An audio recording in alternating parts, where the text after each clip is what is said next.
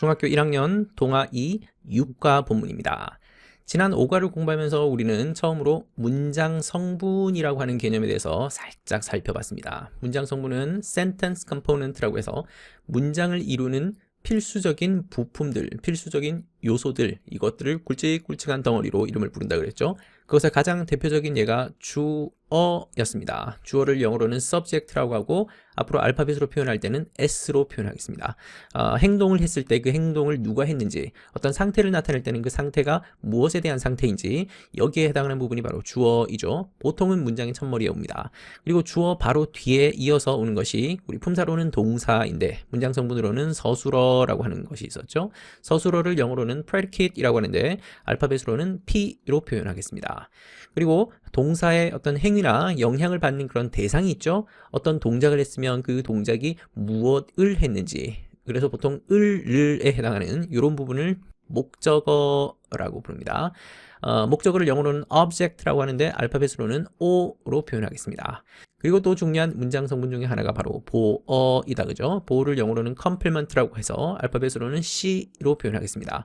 보어는 주어나 목적어에 대해서 추가 정보를 주는 부분인데 이것이 단지 보충하는 정도의 의미가 아니라 이 부분이 있어야지 문장이 완성되고 완결되는 덩어리죠. 그래서 문장에서는 굉장히 중요한 문장 성분입니다. 그리고 여기에 더해서 수식어라고 하는 것이 있었습니다. 수식어는 꾸며주는 말이죠. 문장에서 다른 성분을 꾸며주는 역할을 하는, 우리 품사로는 형용사나 부사 같은 역할을 하는 것입니다. 이 부분을 알파벳으로는 M, 모디파이어의 축약형인 M으로 표현을 하겠습니다. 이 5가지 요소를 각 문장에서 구분해낼 수 있으면 여러분들이 이제 문장을 보는 시야가 굉장히 확장된 것입니다. 품사와 문장 성분을 정확히 말할 수 있으면 이제 여러분들은 더 이상 문법이 두려울 이유가 없는 것이죠. 자, 그러면 오늘 모든 문장을 다 살펴볼 수는 없고 첫 페이지는 각 문장에서 주어와 서술어, 또 주어와 동사만 한번 간단히 살펴보고 갑시다. 먼저 첫 문장입니다. There are many islands in Hawaii라고 하는 이 문장에서 there는 문장의 첫머리이기 때문에 주어로 착각하기 쉬운데 요거는 주어가 아니다, 그죠? 예전에 우리 배웠던 개념으로는 유도부사였습니다. 유도부사는 문법적인 기능을 하는 것이고 실질적인 주어가 곧 나올 텐데 그 주인공을 소개하는 역할을 하는 것이다 라고 했었죠. 그래서 여기는 주어가 아니고 바로 뒤에 있는 many islands 부분, 많은 섬들, 여기가 실질적인 주어였습니다. 주어 다음에는 서술어가 있어야죠. 서술어는 대부분은 주어 바로 뒤에 있지만 방금 같은 경우는 유도부사 때문에 자리가 바뀌었습니다. 그래서 many islands 바로 앞에 있는 이 부분이 서술어에 해당합니다. 그래서 해석을 하자면 많은 섬들이 있습니다 하고 나서 어디에 있냐면 하와이에 있습니다. 하와이에 라고 하는 이 말은 문장 성분으로는 수식어에 해당하는 부분이었습니다. 두 번째 문장에서 주어를 찾을 수 있겠습니까? 주어는 people in Hawaii까지가 주어이고 enjoy 부분이 서술어이죠. 그리고 다음 문장에서는 poke가 주어이고 is가 서술어이죠. 다음 문장에서도 역시 poke가 주어이고 means가 서술어입니다. 주어 동사 찾는 거다라고 생각하면 되겠습니다. 그 다음 문장에서는 people이 주어이죠. 그리고 cut, 자르다 하는 것이 서술어입니다. 근데 자세히 보면 서술어가 하나 더 있다, 그죠? 여기에 and라는 등위 접속사로 연결되어 있으니까 다음에 있는 put도 역시 서술어입니다. 다음 문장에서는 they가 주어이고 add가 서술어이죠. 자, 오늘은 가볍게 주어와 서술어에 관해서만 살펴봤지만 앞으로 문장에서는 목적어도 들어있을 것이고 보어도 들어있을 것이고 다양한 수식어도 있을 것인데 앞으로 기회가 있을 때마다 문장 성분이라고 하는 렌즈를 통해서 또 문장을 뜯어보는 연습을 해보도록 하겠습니다. 자, 그러면 오늘의 본문으로 바로 들어갑니다. 제목입니다. Food around the world. 전 세계에 있는 음식이라고 하고 있네요. 전 세계 곳곳에 있는 대표적인 음식을 소개하려고 하는 모양입니다. 여기 가운데 있는 around라고 하는 것이 전치사이죠. 전치사는 명사 앞에 나온다고 그랬습니다. 전치사는 장소를 나타낼 수도 있고 방향을 나타낼 수도 있고 시간을 나타낼 수도 있고 다양한 용도로 쓰이죠. 지금 여기에 장소를 나타내는 말 앞에 around를 썼네요. around는 어디에 주위에 라는 뜻을 가지고 있는 그런 전치사이죠. 뭐 주위에 말고도 이곳저곳에 라는 뜻도 있고 또 돌아다니면서 라는 뜻도 있고 다양한 뜻을 가지고 있는 전치사였습니다. 세계 곳곳에 있는, 세계 이곳저곳에 있는 음식이라는 얘기겠습니다. 먼저 포크에 관한 얘기입니다. 포크는 하와이에 있는 음식인가 보죠. 하와이는 미국에 속한 땅입니다. There are many islands in Hawaii. 많은 섬들이 있습니다. 하와이에는 예전에 공부했었던 there is, there are 구문이었습니다. 전에도 얘기했던 것처럼 여기에 is가 나올지 are가 나올지 하는 것은 there를 보고 판단하는 것이 아니죠. 바로 뒤에 나오는 실질적인 주어에 해당하는 이 부분 많은 섬들 당연히 복수이니까 비동사도 are가 됐습니다. 단수 복수 주의해서 보길 바랍니다. 하와이에는 많은 섬들이 있습니다. 우리 in도 전치사다 그죠? 전치사 in은 특히 넓은 장소, 그 장소에 in을 씁니다. People in Hawaii 여기까지가 주어였었다 그죠? 하와이에 있는 사람들은 서술어 즐깁니다. 뭘 즐기냐면 eating fish 고기, 생선 먹는 것을 즐깁니다. 자, 드디어 이번 단원의 핵심 문법 ing가 등장했습니다. 이 얘기를 하기에 앞서서 지난 시간에 배웠던 너무너무 중요한 개념 우리 다시 한번 복습해 볼까요? 자, 동사라고 하는 것은 기본적으로 인칭이나 시제나 수에 따라서 모양이 바뀐다. 일정한 형태로 정해진 형태로 모양이 바뀌는 이런 동사를 정형 동사라고 우리가 부른다라고 했었고 영어로는 finite verb라고 했습니다. 그런데 영어에서는 동사는 동사인데 모양이 안 바뀌는 어떤 특정한 형태로 고정되어서 시제나 인칭이나 수에 영향을 받지 않는 동사가 있다 그랬죠? 이런 거를 비정형 동사라고 했었고 이 비정형 동사의 가장 대표적인 예로 지난 시간에 우리 부정사에 대해서 공부를 해봤습니다. 부정사는 동사 원형, 기본 형태를 그대로 둔 마치 얼음처럼 딱 굳어서 모양이 바뀌지 않는 이런 형태를 부정사라고 했습니다. 여기에다가 to가 있는 부정사가 있고 to가 없는 부정사가 있고 자, 오늘 배우는 것이 두 번째 비정형 동사에 해당하는 동명사입니다. 동명사도 모양이 고정되어 있습니다. 부정사와는 다르게 동사에다가 ing를 붙인 그런 모양이 동명사입니다. 시제와 수의 영향을 받지 않고 항상 이 모양으로 고정되어 있습니다. 그래서 비정형 동사입니다. 그리고 나중에 배우게 되겠지만 비정형 동사의 또 다른 형태로 분사라고 하는 것이 있습니다. 이 분사에도 조금 더 자세하게는 현재 분사라고 하는 것이 있고 과거 분사라고 하는 것이 있거든요. 근데 이 현재 분사도 여러분들이 한번 살짝 본 적이 있습니다. 예전에 우리 현재 진행형이라고 하는 것을 표현할 때 비동사에다가 동사에다가 ing 붙인 이런 모양을 현재 분사라고 한다 그랬었죠. 뭐뭐 하고 있는 중이다 라고 할 때 표현하는 그런 것이 현재 분사인데 자 그러면 나중에 이제 시험 문제가 이런 식으로 나옵니다. 동명사에 해당하는 부분도 동사에 ing 붙인 것이고 분사 중에서도 현재 분사에 해당하는 것도 동사에 ing를 붙이니까 모양이 똑같죠. 얘랑 모양이 똑같다 보니까 중학교 시험 문제에서 요거를 구분하는 문제가 정말 자주 나옵니다. 이 동사에 ing를 붙인 것이 동명사일까요? 현재 분사일까요? 구분하시오. 다음 중 동명사가 아닌 것은, 다음 중 현재 분사가 아닌 것은 이런 식으로 구분하는 문제가 나옵니다. 자, 어쨌든 그 얘기는 나중에 하도록 하고 동사 중에서도 모양이 안 바뀌는 동사가 있다. 동사에 파생된 형태이다. 지난 시간에 부정사에 이어서 오늘은 동명사를 하는데 동명사는 동사에 ing를 붙인 꼴이다. 그런데 이름에서도 드러나는 것처럼 얘는 원래는 동사였던 것이 명사화 되어버린 것입니다. 그래서 동사에서 출발했지만 더 이상 동사라고 부르면 안 되겠죠. 동사인데 이제는 명사처럼 쓰이고 있는 그런 것을 동명사라고 부릅니다. 영어로는 gerund라고 하는데 영어 이름보다는 오히려 한국어 이름을 쓸 일이 훨씬 더 많이 있겠죠. 자, 그러면 과연 여기에 있는 이 eating이라고 하는 부분이 정말로 동명사처럼 쓰이고 있는지 확인해 봐야죠.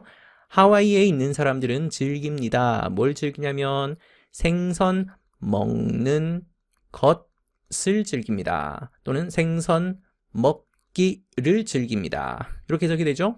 자, 그리고 문장 성분으로 우리가 한번 분석을 해보겠습니다.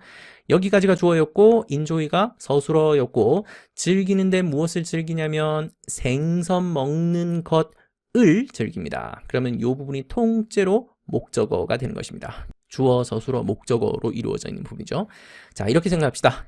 우리 영어에 팔품사라고 하는 것이 있었고 이 팔품사 중에 하나가 동사였었다. 근데 그 동사 중에서도 모양이 바뀌는 시제나 인칭에 따라서 모양이 바뀌는 이런 동사, 다른 말로 정형 동사가 있고 모양이 안 바뀌는 동사가 있는데 이 안 바뀌는 동사를 비정형 동사라고 부르기도 하지만 보통 중학교의 문법 책에 보면 비정형 동사라는 말 대신에 준동사라고 하는 이름으로 쓰이는 경우들이 많이 있습니다. 그래서 이거나 이거나 같은 개념이다라고 이해하면 되겠고, 모양이 안 바뀌는 동사의 가장 대표적인 예가 부정사, 동명사, 분사이다. 삼총사라고 보통 부릅니다. 그 중에서 오늘은 두 번째로 동명사를 하고 있는 것인데, 동명사는 동사로 출발했지만 명사화되어서 마치 명사 비스무리하게 쓰이는 것이다 라고 이해하면 되겠습니다. 모양은 동사의 ing를 쓴 것이다.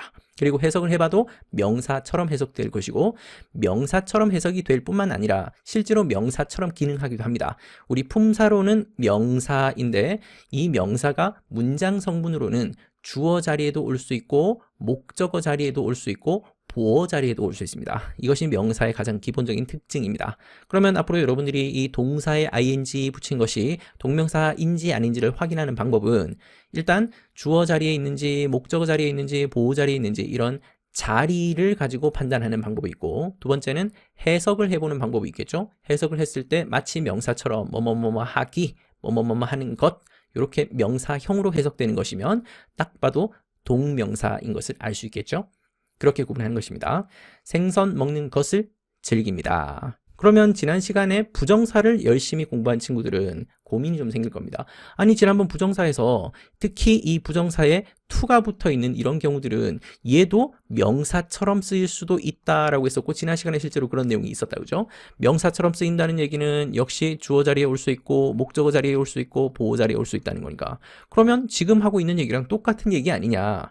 그렇다면 이때 이링을 to it이라고 하는 to가 있는 부정사로 바꾸면 되지 않나요? 라고 하는 아주 창의적이고 똘똘한 질문을 하는 학생들이 있을 것 같아요.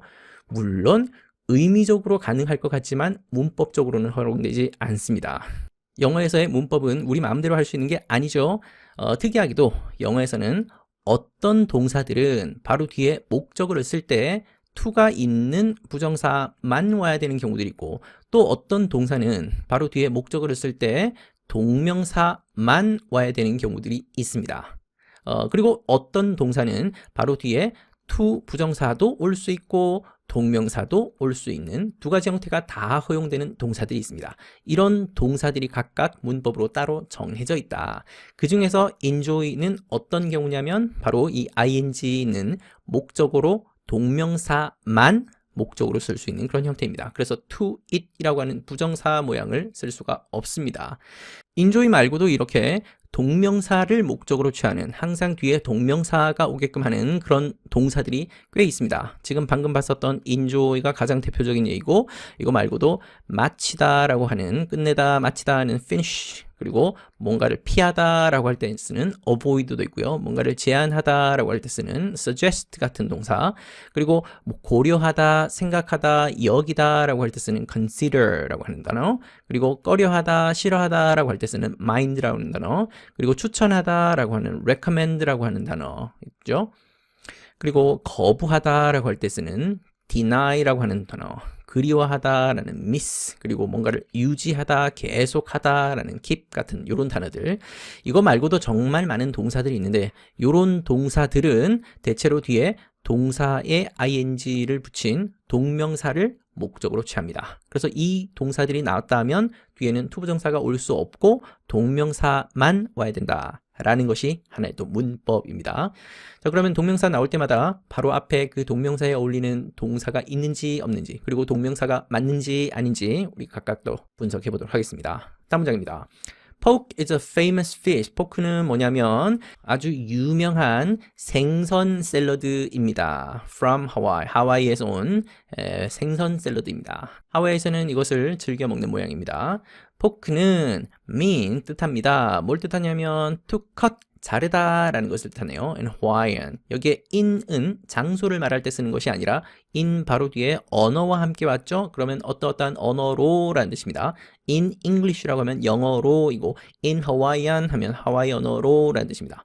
포크라고 하는 말이 하와이 언어로 to cut, 자르다 라는 것을 뜻합니다.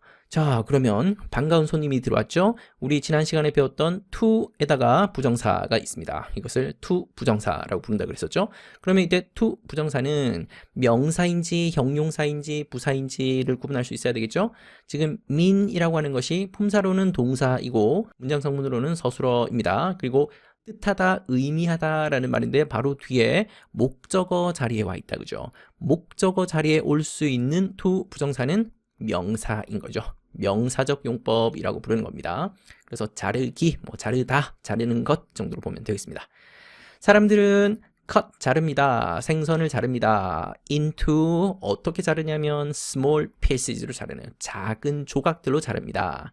cut A into B 하면 A를 B로 자르다라고 보면 되겠죠. 생선을 잘라서 작은 조각으로 만듭니다 라는 뜻이겠죠. 그리고 등위 접속사 put은 앞에 있는 1번 cut이라는 동사와 2번 put이라는 동사를 연결해 주는 겁니다. 그래서 사람들은 자릅니다. 사람들은 put합니다. 그리고 여기에 있는 them이라는 대명사가 가리키는 것을 찾아야죠. 멀리 있지 않죠. 방금 생선을 잘게 자른 작은 조각들, 생선 조각들, 요것들을 in a bowl, 그릇에 담습니다. They add 할 때 이때 they는 역시 앞문장에 나왔던 이 하와이 사람들이겠죠. 사람들은 add, 더합니다. 신선한 야채를 더하는데 to it, 그것에다가 더합니다. 우리 예전에도 공부했던 것처럼 이 it은 대명사가 있고 비인칭 대명사가 있는데 방금은 해석이 되는 it이니까 비인칭 아니고 대명사이죠. 대명사라는 얘기는 가리키는 명사가 있다는 얘기인데 거기에다가 신선한 야채를 담습니다 라고 한다면 그 거기는 어디겠습니까?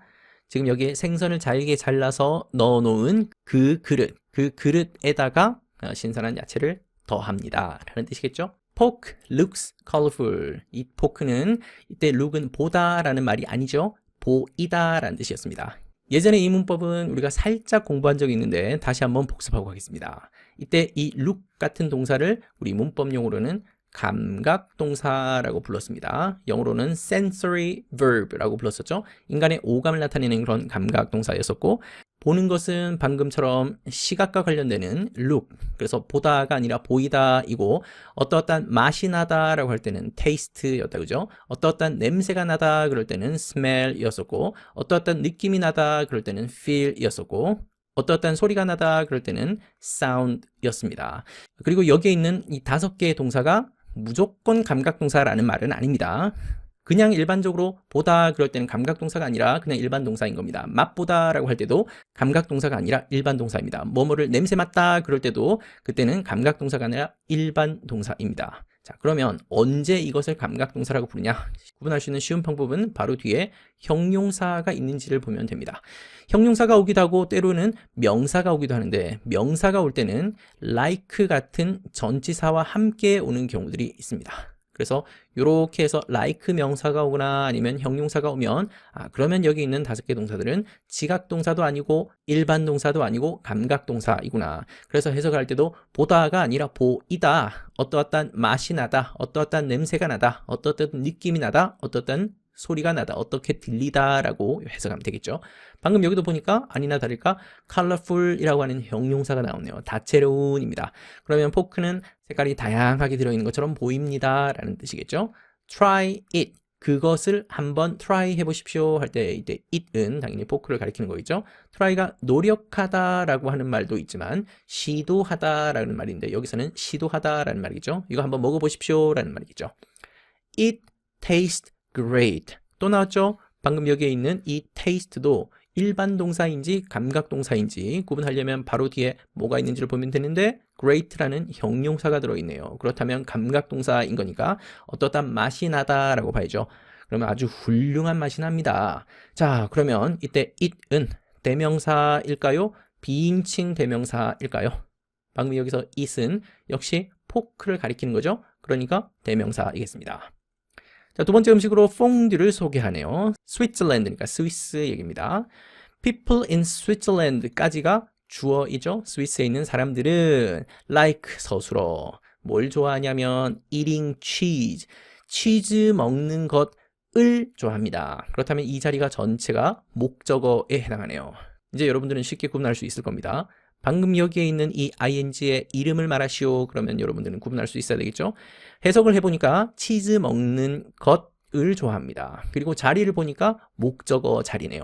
그렇다는 얘기는 방금 이 자리는 우리가 좀 전에 배웠던 동명사이겠네요. 분사 아니고 동명사입니다. 자, 그러면 여기에 like라고 하는 동사 바로 뒤에 목적어 자리에 와 있는 것인데 like라고 하는 동사는 특이하게도 바로 뒤에 to가 있는 부정사가 와도 되고 아니면 방금처럼 동명사가 와도 되는 아주 특이한 동사입니다. 영어에는 이런 동사들이 참 많이 있습니다. like는 두 가지가 다 가능하고 뜻에도 별 차이가 없다 라는 정도만 기억하고 넘어가겠습니다. 퐁듀는 is a popular 아주 인기가 있는 치즈 접시라고 해석하면 안 되겠죠. 이때 dish는 요리라는 뜻입니다. 아주 인기 있는 치즈 요리입니다. 스위스에서 역시 넓은 장소를 가리키는 전치사 in이 들어있네요. 참고로 아까 나왔던 famous라는 말과 popular라는 말은 약간 의미가 다르죠. popular는 인기가 있다는 말이고 famous는 유명하다, 잘 알려져 있다, 많이들 알려져 있다 이런 뜻이죠. 잘 알려져 있다 그래서 다 인기가 있는 것은 아니죠. Making fondue is very easy. 여기까지가 주어이고 is가 서술어이고 그리고 easy가 문장을 완성해주는 보어인 셈입니다. 그리고 very 같은 것은 easy를 꾸며주는 말이겠죠. 있어도 그만 없어도 그만 품사로는 부사에 해당합니다. 자, 그러면 역시 이제 여러분들이 정체를 밝힐 차례가 되었습니다. 이 making이라고 하는 ing가 나왔는데 이 ing의 이름을 말하시오. 문법적인 이름을 말하시오. 그러면 말할 수 있겠습니까?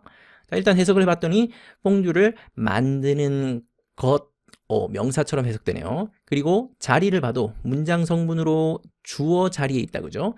주어나 목적어나 보어 자리에 있고 명사처럼 해석되면 볼 것도 없이 역시 동명사라고 할 수 있겠네요. 퐁듀 만드는 것은. 자, 그러면 또 다른 질문입니다. 방금 여기 있는 making fondue를 to make fondue로 바꿀 수 있을까요? 없을까요? 우리 to가 있는 부정사는 문장 속에서 명사도 될 수 있고 형용사도 될 수 있고 부사도 될 수 있는데 그 중에서 우리가 명사도 될 수 있는 경우 봤다 그죠? 명사가 될 수 있다는 얘기는 주어 자리, 목적어 자리, 보어 자리에 다 쓸 수 있다는 얘기입니다.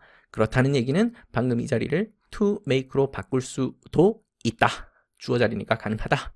그러면 명사적 용법의 to 부정사가 되는 것이죠. 자, 만드는 방법이 아주 쉽다는데 어떻게 만드는지 소개하고 있습니다. 첫 번째, 처음에 치즈에 열을 가하십시오. 어떻게 열을 가하냐면 in a pot. 그릇에다가 치즈를 넣고 열을 가하십시오 라는 말이겠죠. 다음으로 cut bread. 빵을 자르십시오. into, 우리 아까도 나왔던 표현이죠. cut A into B. 빵을 잘라서 small pieces. 작은 조각들로 자르십시오. Now let's enjoy fondue. 자, 이제 퐁듀를 즐겨봅시다. 우리 아까도 나왔던 것처럼 enjoy라고 하는 동사는 바로 뒤에 목적어를 필요로 하는 동사인데 그 목적어가 올 때 명사가 오거나 아니면 동명사가 오거나 이런 동사입니다. 그래서 방금 여기에 fondue가 명사 목적어가 왔네요. 만약 뒤에 동사 비스무리한 걸 넣으려면 to 부정사가 아니라 동명사를 넣어야 된다는 걸 기억하십시오. Pick up a long fork. 긴 포크를 집어 드십시오. 지금 전부 동사로 시작하는 걸로 와서 여기도 명령문이고 pickup도 역시 동사로 시작하니까 명령문이겠죠. 바로 앞에 있는 let's는 뭐뭐 하자이니까 이것은 명령문이 아니고 청유문, 권유문이었습니다. 긴 포크를 집어 드시고요. 방금 이 문장에서 재미난 거 한번 살짝 물어볼까요? 여기 있는 up이라고 하는 단어가 품사가 있겠다 그죠? 이 단어의 품사는 전치사일까요? 부사일까요? 자, 어떤 학생들은 뒤에 긴 포크라고 하는 명사가 있으니까 명사 앞에 있으면 전치사 아닌가요? 라고 생각하겠지만 이때 up은 자리를 바꿔서 여기 이 자리에 넣어도 되거든요. Pick a long fork up. 이렇게 자리를 옮길 수 있다라는 얘기는 전치사가 아니라 부사인 셈이죠. Dip a piece of bread. 이때 dip은 담그다 라는 뜻입니다. 이 빵 한 조각을 담그십시오. 어디에 담그냐면 into a warm cheese. 아까 치즈 녹였던 거 있다 그죠? 그 따뜻한 치즈에다가 푹 담그십시오. 빵 한 덩이를 말하는 것이 아니라 방금 여기서는 a piece니까 한 조각, 빵을 이렇게 여러 가지 조각으로 냈을 때 그 빵 한 조각이라고 하는 그런 의미로 쓰는 것이 바로 piece of bread이겠죠. 그러면 이렇게 조각으로 나누고 나면 한 조각, 두 조각, 세 조각, 네 조각 이렇게 셀 수 있는 단위가 되기도 하겠죠. 자, 그 중에서도 한 조각을 이 따뜻한 치즈에 담그십시오. How does fondue taste? 어떻게 라고 하는 의문사로 시작하네요. 그리고 물음표 있으니까 확실하게 의문문이 맞죠. 의문문 중에는 yes, no question이 있고 WH question인데 방금 여기는 전형적인 의문사가 있는 WH question이죠. 어떻게 라고 하는 말이 있으니까 폰듀는 맛이 어떻습니까? 라고 하는 말입니다.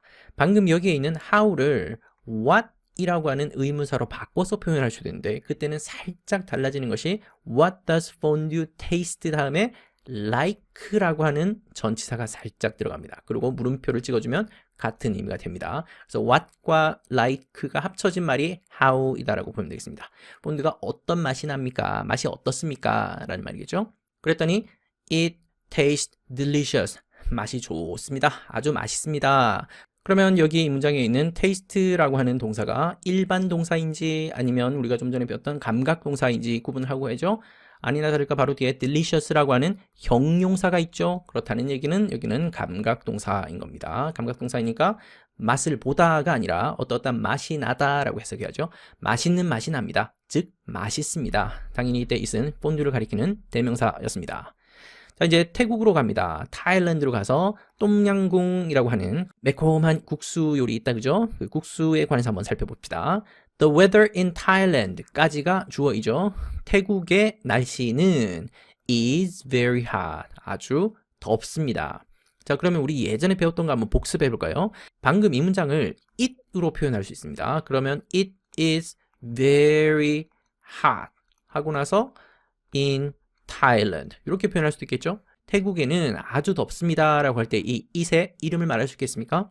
이때는 날씨, 시간, 온도, 거리, 명암 이런 것들을 나타낼 때 쓰는 특별히 해석되지는 않는 그렇지만 주어 자리를 차지하고 있으면서 문법적인 기능을 하는 이 친구의 이름이 바로 비인칭 대명사였습니다.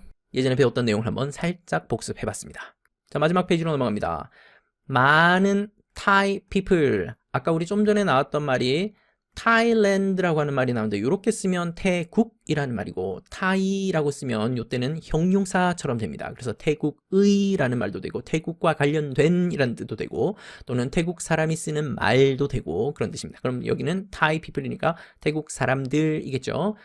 여기까지가 주어입니다. 많은 태국 사람들이 서술어 즐깁니다. 그러고 나서 eating 나왔으니까 이제는 쉽게 말할 수 있겠죠.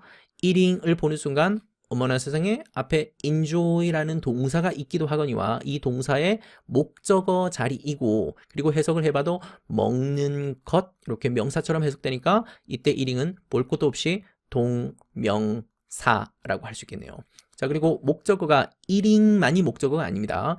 엄밀하게 얘기하자면 eating spicy food가 통째로 다 목적어인 거죠. 매운 음식 먹는 것을 즐깁니다 라는 뜻입니다. 똠양궁 is a popular Thai soup. 아주 인기가 있는 태국의 수프입니다. 국물 요리이네요. It tastes spicy and sour. 이때 and가 연결하는 것은 왼쪽에 있는 spicy라는 형용사와 오른쪽에 있는 sour라는 형용사를 연결해주고 있죠. sour는 신맛이 나는 겁니다. 그렇다는 얘기는 바로 앞에 있는 이 taste라고 하는 동사도 우리가 배웠던 감각 동사 맞겠죠? 바로 뒤에 형용사가 있으니까 그러면 매콤한 맛이 납니다. 신맛이 납니다. 매콤하면서도 신맛이 납니다. 라고 해야 되겠고 이때 it이 가리키는 것은 당연히 똠양꿍을 가리키는 거겠죠? 똠양꿍은 had shrimp in it. 새우를 가지고 있습니다. in it이라고 할 때 이 it도 역시 똠양꿍을 가리키는 대명사이겠죠? 그 똠양꿍 안에는 새우가 들어 있습니다. 똠양꿍은 3인칭이고 단수이죠. 그래서 have가 아니라 has가 된 겁니다.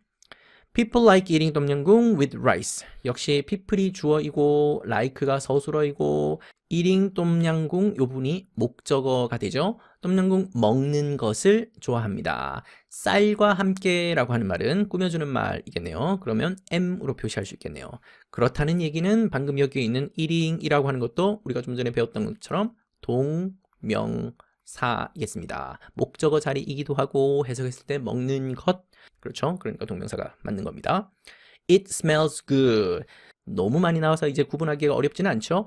smell이라고 하는 동사가 무슨 동사냐라고 묻는다면 여러분들은 이제 쉽게 감각 동사라고 말할 수 있겠습니다. 뒤에 good이라는 형용사가 있고 또 해석을 해봐도 좋은 냄새가 납니다. 라고 해석되니까 그리고 it은 당연히 똠양꿍을 가리키는 대명사이겠죠? It's really tasty. 이때 taste는 맛이 좋은 이란 형용사입니다. 그것은 정말로 맛이 좋습니다. 이때 it도 역시 똠양꿍을 가리키는 대명사이겠죠. 자, 이번 단어는 그렇게 어려운 내용은 없었습니다. 오늘 본문을 시작하면서 문장 성분을 다시 한번 복습을 해봤습니다. 문장 성분에는 주어가 있고 서술어가 있고 목적어가 있고 보어가 있고 그리고 꾸며주는 말 modifier라는 것이 있다. 앞으로 기회가 될 때마다 문장을 이 문장 성분이라고 하는 이름으로 분석해 보겠습니다. 그리고 오늘 배웠던 아주 중요한 개념 중에 우리 품사 중에 동사 가 있고 그 동사 중에서는 모양이 바뀌는 동사가 있고 모양이 안 바뀌는 동사가 있는데 그 모양이 안 바뀌는 동사를 비정형 동사, 다른 말로는 준동사라고 한다. 그리고 이 준동사의 가장 핵심적인 세 가지 종류가 부정사가 있었고 그 다음에 동명사가 있었고 그리고 다음에는 분사를 배우게 될 겁니다. 그 중에서 오늘은 동명사를 공부를 했고 동명사는 동사에 ing를 붙인 모양인데 동사로 시작했지만 문장 속에서는 명사처럼 쓰이는 것이다. 명사처럼 쓰인다는 얘기는 주어 자리나 목적어 자리나 보어 자리에 있으면서 명사처럼 해석되는 그런 덩어리를 동명사라고 한다. 그리고 동명사는 어떤 특정한 동사 뒤에 나오는 경우들이 있다. 어떤 특정한 동사 뒤에는 부정사 말고 동명사를 필요로 하는 그런 동사들이 따로 있더라. 그런 동사들도 나올 때마다 또 복습하겠습니다. 그리고 우리 동사 중에서 참 특이한 감각동사라고 하는 것도 공부했었다. 그죠? 감각동사는 바로 뒤에 형용사가 주로 나오고 인간의 오감을 표현해서 어떠한 맛이 나다, 어떠한 소리가 들리다 등으로 해석하는 것들입니다. 자, 오늘 배운 내용도 다시 한번 복습하면서 여러분의 실력으로 삼길 바랍니다. 수고했습니다.